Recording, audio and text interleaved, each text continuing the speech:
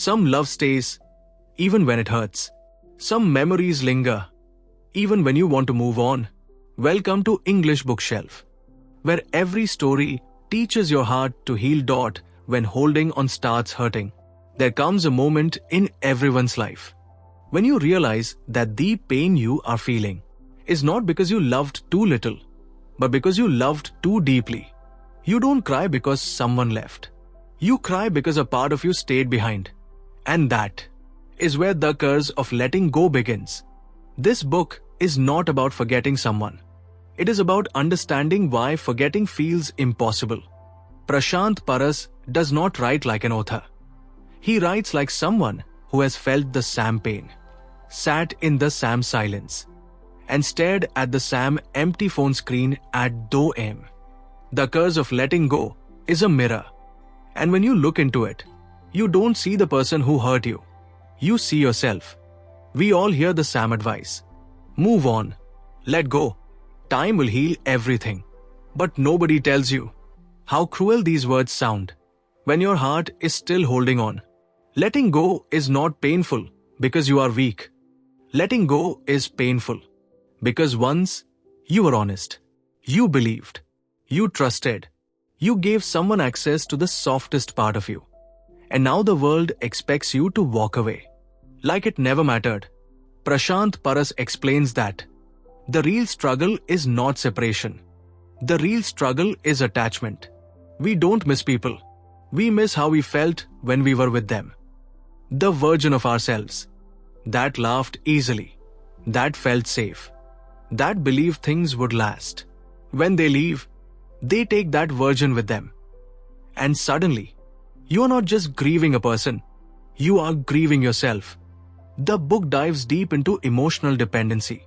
Not the dramatic kind, the quiet kind, the kind where you don't need constant attention, but you need their presence to feel complete. The kind where your happiness slowly starts depending on how they talk to you, how they reply, how they look at you. And one day, without realizing it, you hand them your peace. One of the most painful truths in the book is this. Sometimes, the person you need to let go of is not hurting you anymore. Your memories are.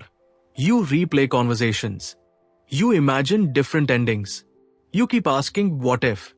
What if I tried harder? What if I stayed silent? What if I was enough? And with every what if, you tighten the grip around your own heart. Prashant Paras writes that letting go feels like betrayal, not of them, but of the love you once promised to protect. You feel guilty for healing. You feel disloyal for smiling again. You feel wrong for moving forward. Because somewhere inside you, pain feels like proof that what you had was real. The curse is not that you cannot let go. The curse is that you believe holding on is the only way to honor what you felt. But the truth is darker. Holding on does not preserve love. It slowly turns love into suffering. The book talks about silence. The silence after goodnight messages stop.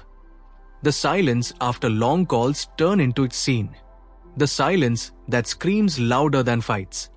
And you learn that closure does not always come with answers. Sometimes, closure is accepting that you will never understand why things changed. What makes this book powerful is that it never blames the other person. Instead, it asks a harder question. Why did you abandon yourself? Why trying to keep them? Why did you shrink? To fit into their comfort?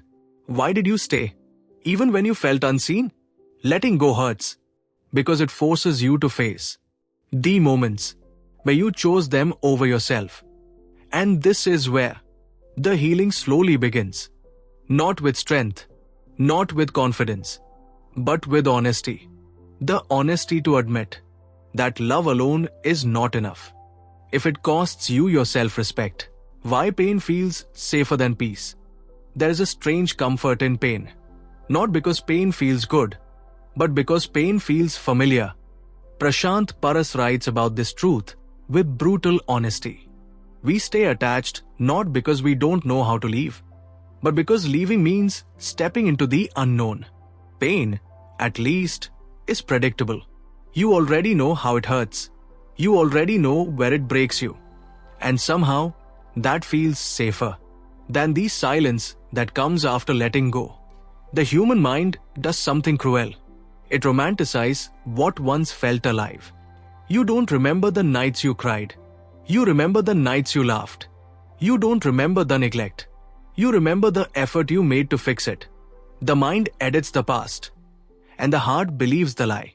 This is why letting go feels like losing something precious, even when it was already hurting you. Prashant Paras explains that most people are not addicted to a person. They are addicted to the emotional pattern.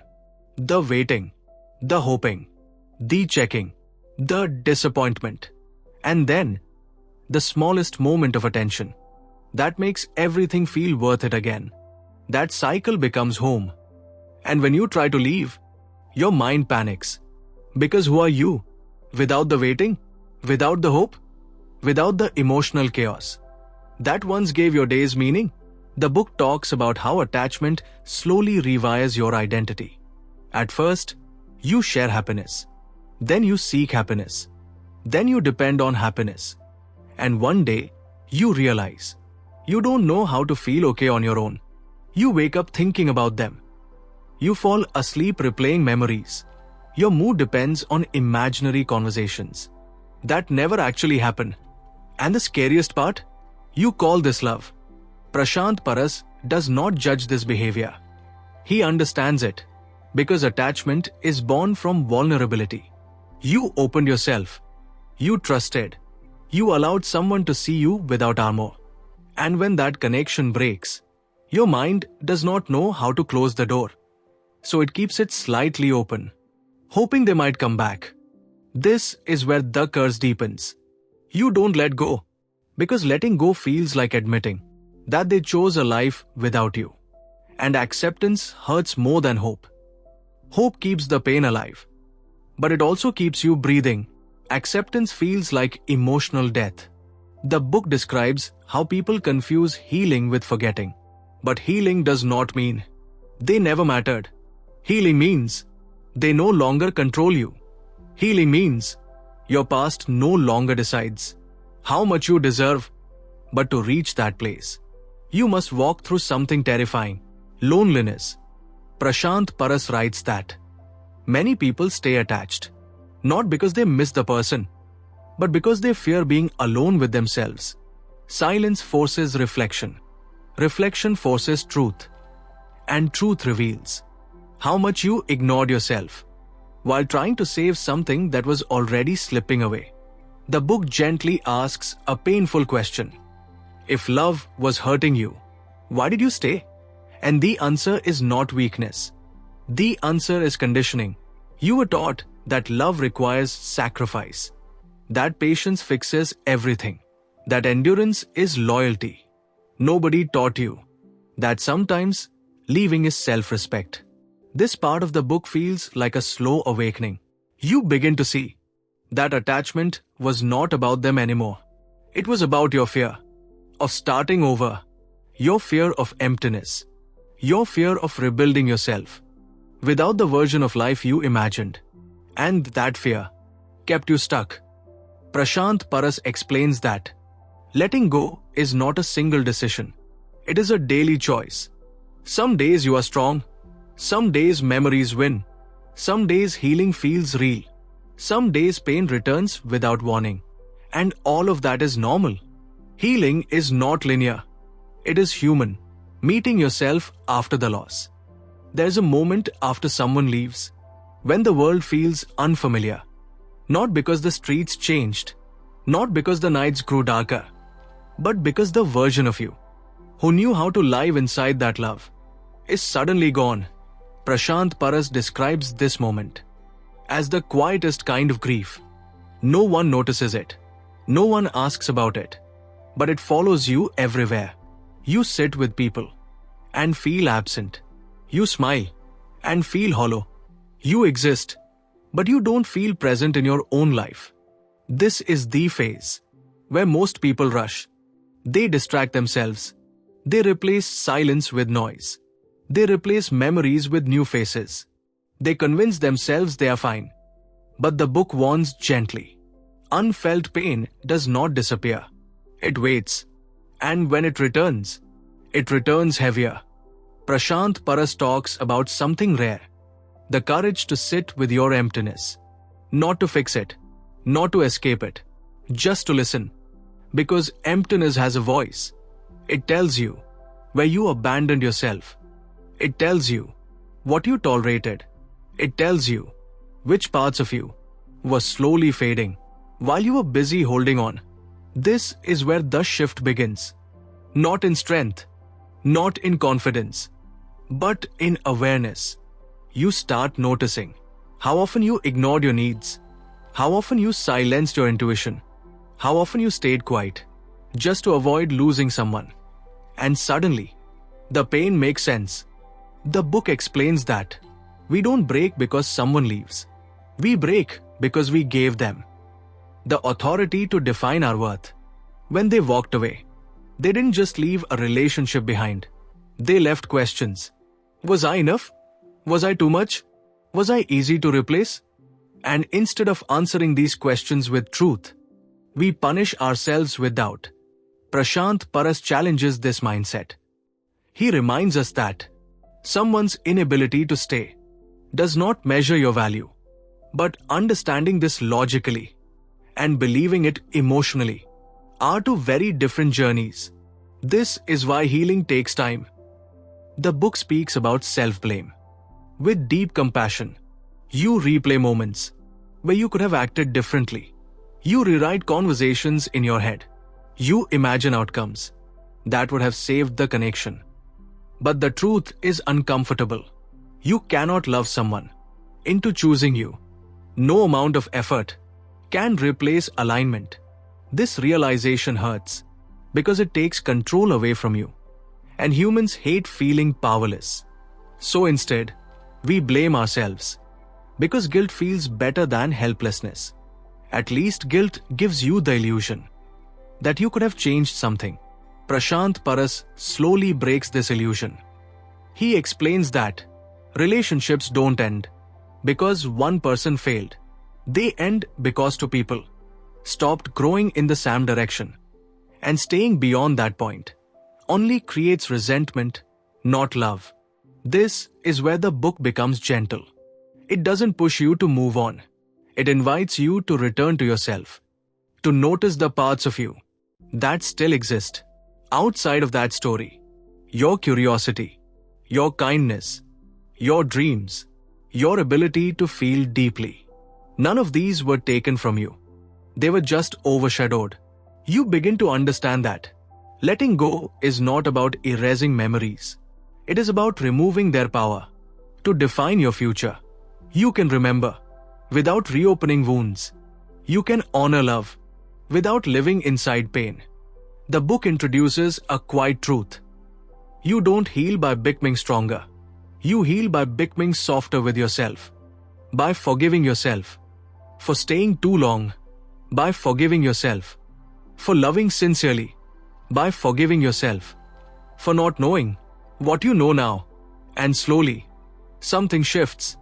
You stop asking why they left. You start asking why you stayed. Not with judgment, but with curiosity. And in that curiosity, you meet yourself again. Not the version shaped by loss, but the version that existed before fear took over. Learning to detach without becoming empty. There's a fear that comes with healing that nobody talks about. The fear that if you let go completely, you might lose your ability to feel. That you might become distant, cold, unreachable. Prashant Paras addresses this fear gently because it stops many people right at the edge of freedom. They don't hold on because they still want the person. They hold on because they don't want to become someone who can't love the same way again.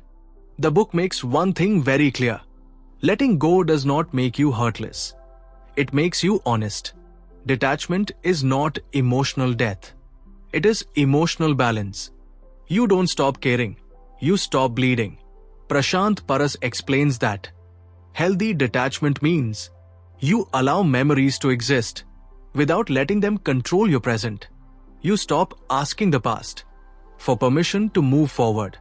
You stop checking old messages, hoping to feel something familiar. You stop reopening wounds just to prove that the pain was real. Because now, you don't need pain as proof anymore.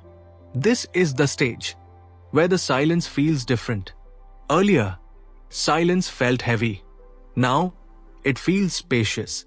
Earlier, being alone felt like abandonment. Now, it feels like rest. The absence of that person no longer screams. It simply exists. And that is growth. The book talks about emotional boundaries, not as walls, but as doors. Doors that you learn to open slowly, intentionally. You don't give access to people who don't know how to handle your vulnerability. You don't pour your depth into someone who only wants the surface. This is not bitterness. This is wisdom. Prashant Paras writes about loving again, without losing yourself, not rushing, not comparing, not expecting someone new, to heal old wounds, because no one is responsible for the damage they didn't cause. Healing means you arrive whole, not hopeful that someone else will complete you. This part of the book feels calm. There's no desperation, no urgency, just a quiet understanding that love should feel safe, not confusing, not draining, not painful. Love should not require you to abandon yourself to keep someone else. You begin to notice changes. You don't react as quickly. You don't chase explanations. You don't fear endings the same way. Not because endings don't hurt, but because you trust yourself to survive them. Prashant Paras ends this section with a powerful truth. You don't let go because you stopped loving. You let go because you finally started loving yourself enough to choose peace over attachment. Freedom feels quiet, not loud. Freedom does not arrive like happiness. There are no fireworks, no sudden joy, no dramatic moment where everything makes sense. Freedom arrives quietly. One day, you wake up, and the pain is no longer the first thing you feel. It's not gone. It's just no longer in control. Prashant Paras describes this moment not as victory, but as release. You stop checking your phone without realizing it. You stop wondering what they might be doing. You still remember them, but the memory doesn't pull you back anymore. It passes through you instead of living inside you. And that is when you realize you are finally letting go. The book explains that true healing does not erase the past. It repositions it. The past becomes something that shaped you, not something that owns you. You no longer measure your present against what once was. You begin to experience life without comparison, and life feels lighter. Prashant Paras talks about rebuilding trust. Not trust in others first, but trust in yourself. Trust that you will notice red flags. Trust that you will speak up. Trust that you will walk away when something no longer feels right. This trust becomes your safety. You stop romanticizing pain. You no longer believe that suffering is proof of depth. You understand that real love does not require endurance. It requires mutual effort. And if effort flows only one way, it is not love. It is attachment. This realization is freeing, but also sobering. You see clearly now how often you stayed because you were afraid of starting over. How often you mistook familiarity for connection. How often you accepted less because it felt easier than being alone.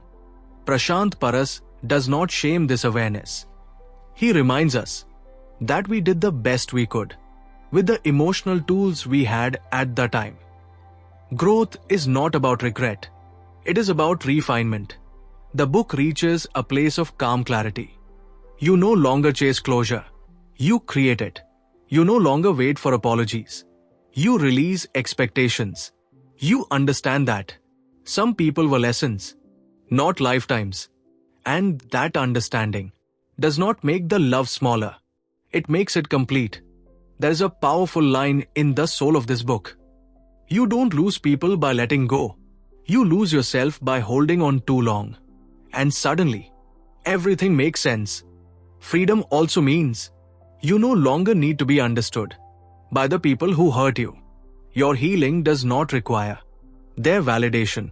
Your peace does not depend on their acknowledgement. You move forward without carrying their shadow. By now, you are not the same person who started this journey. You feel deeper, but lighter. You care, but you don't cling.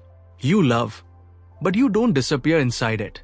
This is not emotional numbness. This is emotional maturity. Choosing yourself without guilt. At the end of this journey, there is no dramatic goodbye, no final message, no perfect closure, no last explanation that suddenly makes everything okay. There is only one quiet decision: to choose yourself. Again, and again, and again. Prashant Paras ends this book. Not with motivation, but with permission. Permission to stop punishing yourself for loving deeply. Permission to stop explaining your healing to people who never understood your pain. Permission to rest. By now, you understand something important. Letting go was never about them. It was about reclaiming the parts of you that were slowly disappearing while you were trying to hold everything together. You were not weak for staying. You were human. You were not foolish for hoping. You were honest. And you are not selfish for leaving. You are finally listening to yourself. The book reminds us that choosing yourself does not mean you stop caring. It means you stop sacrificing your peace to prove your worth. You don't become cold. You become clear. Clear about what you need. Clear about what you deserve. Clear about what you will no longer tolerate. There is a moment described in this book that feels like acceptance, not happiness, not excitement, just acceptance. You stop waiting for things to feel the same again. You understand that they're not supposed to. You are not meant to return to who you were before the pain. You are meant to become someone wiser because of it. Prashant Paras leaves us with a powerful emotional truth. Some connections are meant to break you open, not stay forever.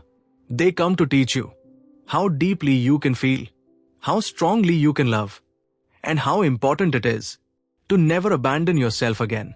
You no longer ask, why it didn't work?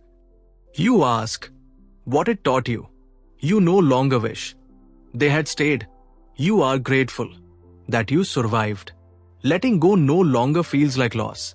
It feels like alignment. Your heart and your mind finally moving in the same direction. You don't rush into love. You don't fear it either. You simply trust yourself to know the difference between attachment and connection. And that is where the curse ends. Not when you forget someone, not when the memories disappear, but when your life no longer revolves around the pain. When your peace becomes more important than your past.